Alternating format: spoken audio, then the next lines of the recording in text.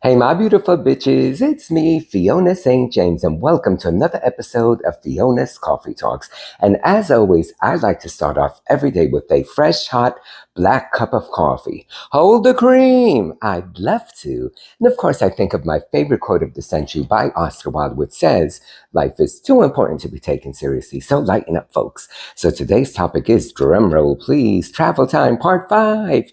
Yay! Okay, so when we last left off, part 4 was 1997 when I went to Australia. So picture it. Same year, 1997.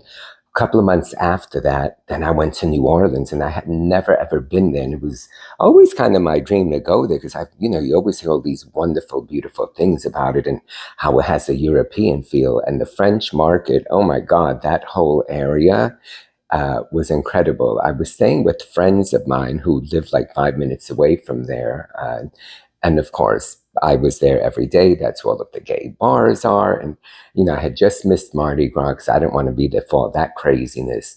But the one thing that I remember about it that stuck out for me was that European feel. Now, remember, I had already said that if I never left Amsterdam or if I never left Sydney, I would have been fine. The only other city in the States was San Francisco. But then fast forward when I went there, I was like, oh my God, I could easily live here. Of course, that was before Katrina and all of that happened. Uh, but it was wonderful. I was there for like 10 days. The food was great. It was wonderful seeing the friends. The city itself had so much character, like nothing I'd ever seen in any other city in the States. And as I said, it definitely had that European flair to it, like, had a French feel to it. It was really quite exquisite. And I only went there that one time. So that's on my to-do list to go back.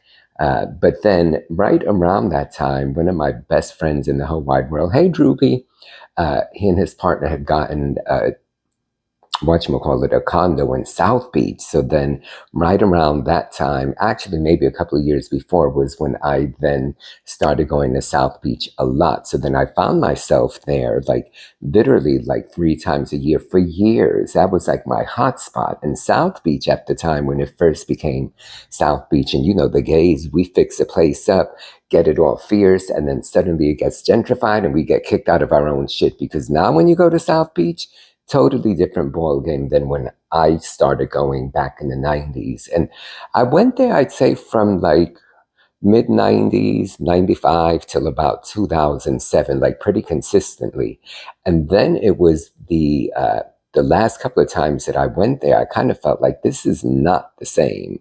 So then I had heard of Wilton Manors, which is the gay section of Fort Lauderdale. And it's funny how things always do a full circle. Because I remember in the 80s, like Fort Lauderdale was the place to go. Miami was sort of like, oh, it was like, before South Beach became the whole Art Deco thing and became fierce, it was like you pretty much like didn't necessarily go there. Then suddenly it became all about South Beach. And then 10 years later, I mean, it still is about South Beach, but not if you a queen like me, it ain't. If you a queen like me, you go to Wilton Manors. That is the gay section that I love, because it almost seems like no matter what, that will always be what it should be. And there ain't even if like newer things build or whatever, the feel that I get is that Wilton Manors will always be and will always remain gay. I don't think it's going to be taken over. Like, unfortunately, so many different parts in a lot of cities, gentrification, honey, it's a bitch. You fix it up, but then we get exiled out of our own communities that we build to make fierce for us. And then suddenly, bitch, we ain't welcome in our own shit. But Wilton Manors, I don't see that happening. So since about 2007, here it is, 2024, pre-pandemic, I would go there like a couple of times a year, at least 2 times a year. And I have this hot spot that I stay at right in the heart of it, a gay bed and breakfast that's clothing optional. Hey, Kip. And but I haven't been there since the pandemic. I will be going probably in the next couple of months. I need to make a trip there. But that was 1997. So it went from like Australia to then going to New Orleans, which I loved. And then suddenly, like, I've been on this Florida trip.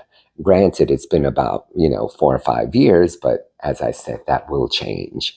So, and then, Wilton Manors, of course, apart from like all the bars and restaurants and this and that, and then you have the gay beach at Fort Lauderdale, which is about a 10-minute drive from there. So then the whole question becomes, and I've had this conversation with a few friends.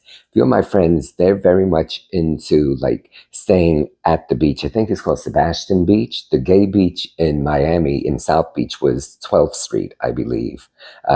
So Sebastian Beach, the gay beach in Fort Lauderdale, right there, you have all of these gay bed and breakfasts. So a lot of people like staying there, but then it's like a 10-minute drive from there on A1A to get to Wilton Manors proper, where all the bars and restaurants are, and Florida, honey, them bitches are known for giving you a DUI. So then the question becomes, do you stay there at the beach where like you have, you're at a clothing optional guest house so you can meet people that way, as well as you have the beach across the street?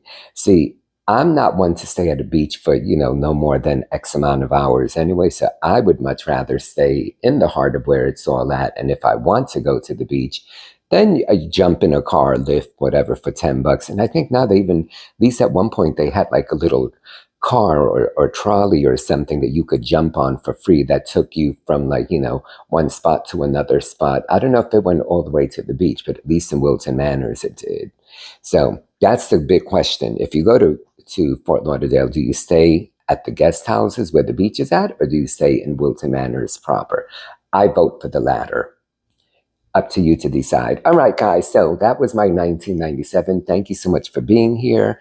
Don't forget, thumbs up, subscribe if you have not, leave your comments. I love the comments because then I get to respond, and I do answer everything. I do answer everyone when they are kind enough to post a comment. So, all right, can you imagine my spectacular view? That's going to be an upcoming video, but I recently moved and I'm living in a luxury high rise, and this is my balcony and my view that I see every day. It's only been about 5 days. So, all right, guys, love you.